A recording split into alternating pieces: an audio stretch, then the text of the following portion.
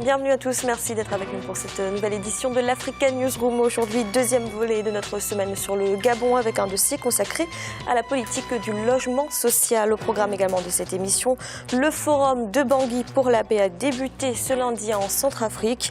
Et au Bénin, la Cour constitutionnelle a validé la victoire du parti présidentiel aux législatives. Et pour nous accompagner pendant cette émission, Maïs Mouissi, vous êtes consultant bancaire, bienvenue. Et avec nous également nos éditorialistes, Jean-Marie Bitomo, bienvenue. Bonsoir Fanny, bonsoir à tous nos téléspectateurs. Et Joël Montlouis, bienvenue. Bonsoir Fanny. Tout de suite, l'actualité du jour.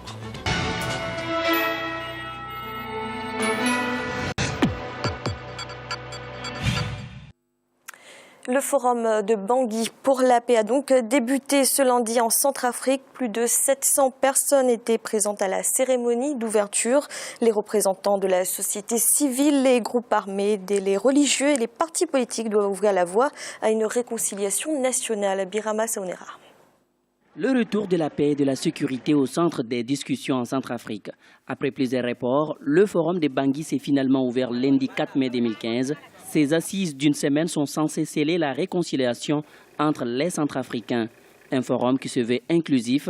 Cependant, l'une des trois composantes de l'ex-Séléka et le parti de l'ancien président François Bozizé refuse de prendre part au débat. Je crois que pour l'unification d'un peuple et d'un pays comme la Centrafrique, on n'a vraiment pas besoin que tout le monde soit d'accord pour qu'on aille à la paix. C'est obligatoire et c'est imminent pour la Centrafrique. Il faudrait bien qu'on commence. C'est un train qui en marche et c'est irréversible. Les gens n'ont qu'à suivre. Ceux qui seront prêts, ils suivront la marche. Parce qu'elle n'est pas négociable, la paix, qui est conditionnée par le début d'un dialogue. Et ce dialogue, il faudrait qu'on se retrouve, se dire les vérités. 585 personnes prennent part à cette rencontre de Bangui. Ces participants sont issus de différentes sensibilités religieuses, politiques et sociales. Le forum se déroule également en présence du président congolais Denis Sassou Nguesso, médiateur international dans la crise centrafricaine.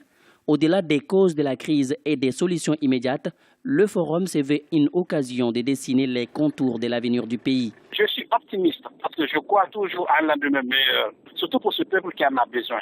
Je suis optimiste qu'il y aura la paix. Je suis optimiste qu'au sortir de ces séances de rencontres, de ces séances de vérité, que les gens se disent la vérité en face pour qu'on puisse, n'est-ce pas, sortir de ce forum grand et vraiment ambitieux pour une Centrafrique meilleure, prospère, qui va rejoindre très prochainement le concert des grandes nations. L'organisation de cet événement a été décidée lors des accords de Brazzaville le 23 juillet 2014. La Centrafrique est en proie à une crise politique et humanitaire sans précédent depuis le coup d'État perpétré par les rebelles de la Séléka contre le président François Bozizé le 24 mars 2013. Jean-Marie, ce forum est-il décisif pour l'avenir du pays ? Je pense que le forum est décisif pour l'avenir du pays, tout simplement. Pourquoi? Parce qu'on sait que la Centrafrique est plongée dans une instabilité chronique pratiquement depuis une décennie. Donc, ce forum-là, étant donné qu'il réunit toutes les parties prenantes de la Centrafrique, c'est très très important pour pouvoir mettre en place déjà. Là-dessus, vous avez des tables rondes qui vont se mettre en place. Ces tables rondes-là ont pour objectif de mettre sur place des recommandations. Ces recommandations-là devront améliorer le projet constitutionnel qui a été mis en place. Ce projet constitutionnel-là est impératif pour pouvoir entrer dans les élections présidentielles qui pointent à l'horizon. Donc, le forum va principalement, être axé sur les questions de sécurité, les questions économiques, la cohésion sociale. Donc, là-dessus, vous avez aussi des organisations de la société civile. Vous avez une organisation comme Amnesty International qui est un peu contre le projet qui a été mis en place, le projet constitutionnel, dans la mesure où ils estiment qu'il y a une impunité qui risque d'être accordée, si vous voulez, à pratiquement les gens qui ont commis des crimes de guerre depuis 2003, qu'il y a cette instabilité-là qui existe dans la République centrafricaine. Donc vous avez aussi les 10 factions qui sont présentes, en dehors de l'ancien président dont on a entendu parler tout à l'heure. Ça devrait quand même permettre à la Centrafrique de pouvoir stabiliser l'environnement politique et pouvoir aller de manière sereine aux élections. Joël, que pensez-vous de l'absence d'une des trois composantes des ex-Séléka, mais aussi de l'absence du parti de l'ancien président François Bozizé ? Effectivement, je considère que ça pourrait constituer une difficulté par rapport aux autres participants qui décident d'œuvrer pour le projet de paix commune. Mais je pense malgré tout, comme cela a été très bien indiqué dans le reportage, qu'il ne faut pas s'offusquer de la non-présence de certaines parties et qu'il faut quand même continuer à porter le projet du pays et à instaurer cette grande réconciliation nationale qui est très attendue, notamment afin de pouvoir mettre en place de façon un peu plus concrète les accords de juillet dernier qui permettaient un petit peu de fixer le cadre principal pour que, dans un premier temps, on arrive à un cessez-le-feu effectif. Maïs, certains estiment que ce forum, c'est le forum de la dernière chance. Que pensez-vous de la formule ? Je ne sais déjà pas si ce n'est pas le forum de trop. Je dois dire que sur la République centrafricaine, on a assisté depuis un certain nombre d'années à des assises. C'est quelque chose qui est récurrent et qui est régulier. Tout simplement parce que ce pays, comme l'a dit Jean-Marie, est dans une instabilité chronique. Aujourd'hui, la question de ce forum est celle de la pérennité de la paix, la remise en place de la démocratie, la stabilité des institutions et le désarmement des forces en présence. En cela, contrairement à mes deux amis, je me dis que la présence, du moins l'absence d'une force politique importante comme celle du président Bozizé et de forces rebelles par ailleurs ne sont pas pour assurer. On a vu dans d'autres pays, notamment en République démocratique du Congo, ex-Zaïre, que lorsque les rebelles n'étaient pas à la table de négociation, ils prenaient le maquis. Donc il faut faire attention à inclure tout le monde pour en faire ressortir un consensus national, de façon à stabiliser, mais surtout d'assurer la pérennité du système démocratique et des institutions en République centrafricaine. Jean-Marie, justement, alors un dialogue inclusif, si certaines parties ne sont pas là, est-ce que c'est réellement un dialogue inclusif ?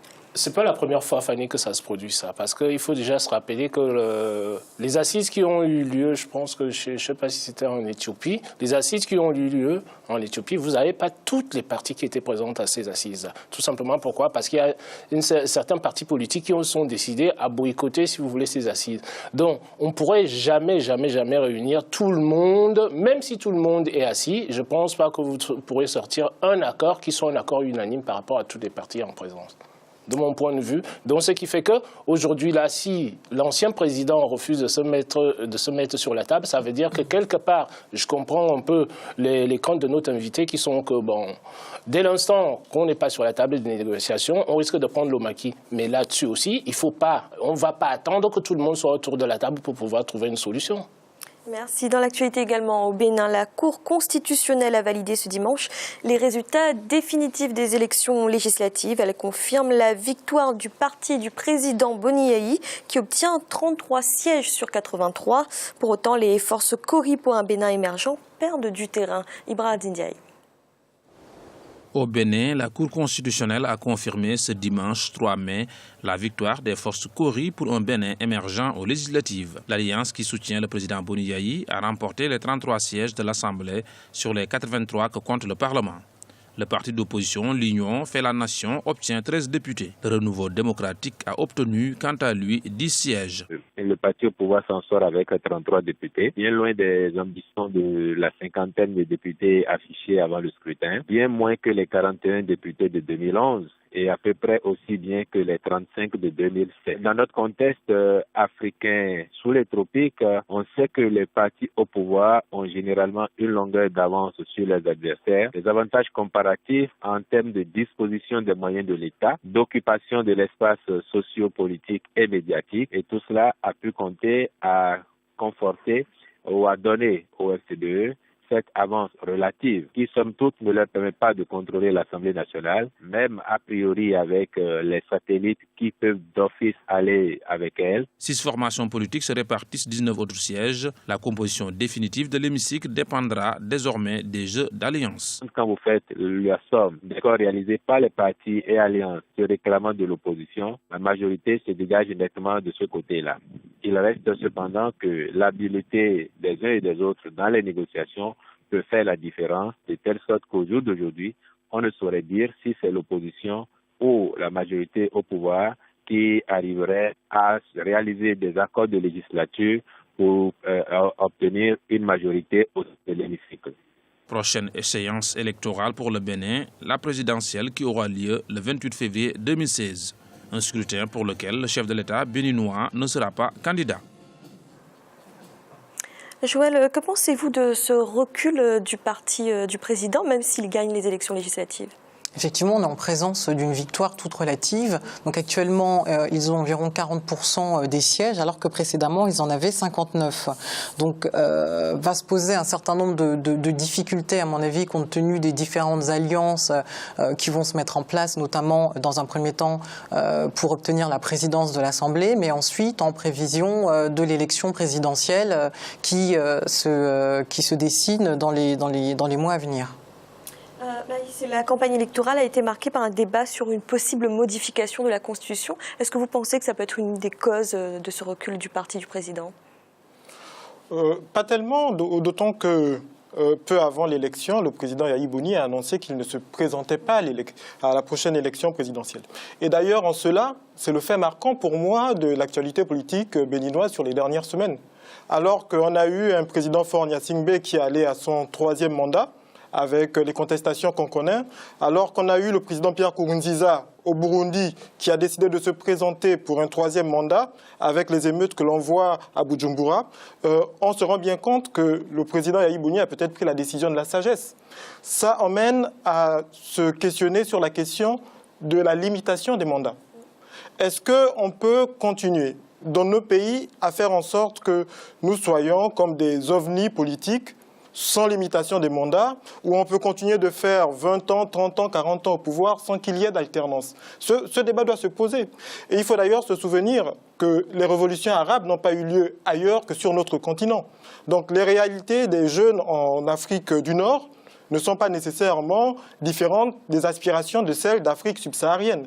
Il faut poser la question, à mon avis, de la limitation des mandats, non seulement pour le Bénin, mais aussi pour les différents pays d'Afrique, notamment ces pays d'Afrique francophone, de façon à permettre une alternance, parce que le développement des pays passe aussi par l'alternance.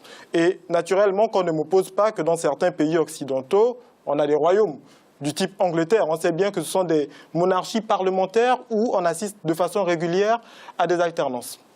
Alors oui, justement, Jean-Marc, est-ce que c'est une décision sage du président Bouni Yahi d'avoir comme ça annoncé longtemps à l'avance qu'il ne se présenterait pas en 2016 ? C'est pas étonnant, c'est-à-dire cette décision-là venant du Bénin. De mon point de vue, ça ne m'étonne pas. Tout simplement pourquoi ? Parce que le Bénin est un des pays en Afrique qui a été très très en avant sur l'alternance en Afrique, la démocratie. Vous avez le Bénin, vous avez le Sénégal. Ce sont deux pays qui ont mis en place, si vous voulez, l'alternance politique et la stabilité de la scène politique à travers cette alternance-là. Donc, quand les conférences nationales ont eu lieu en Afrique dans les années 90, le Bénin était un des pays qui a mis en place, si vous voulez, ces conférences nationales-là. Ce qui a contribué à consolider et à fortifier, si vous voulez, la stabilité des institutions béninoises. Donc aujourd'hui, étant donné que vous avez déjà cette habitude-là qui est installée dans le pays, je ne pense pas qu'il aurait été opportun que le président Yahi se représente encore une fois, tout simplement. Pourquoi ? Parce que vous avez les anciens présidents, il ne faut pas l'oublier que le président Soglo est encore en place. Il vit à l'heure actuelle au Bénin, donc ça aurait été quelque chose qui n'aurait pas vraiment grandi le Bénin, parce que le Bénin, de ce point de vue-là, ils sont déjà partis relativement loin par rapport à un certain nombre d'États africains. Joël, avec ce recul du parti du président et cette ouverture, est-ce qu'on peut penser à une élection présidentielle plus équilibrée en 2016 ? Effectivement, compte tenu de cette structure différente qui se dessine d'un point de vue politique, on peut s'attendre à un débat, entre guillemets, qui va être beaucoup plus équilibré, qui va être beaucoup plus ouvert. D'autant que le morcellement des différents partis va permettre peut-être à d'autres acteurs d'émerger. Merci. Nous allons marquer une courte pause. Un instant, la deuxième partie de l'Africa Newsroom. À tout de suite.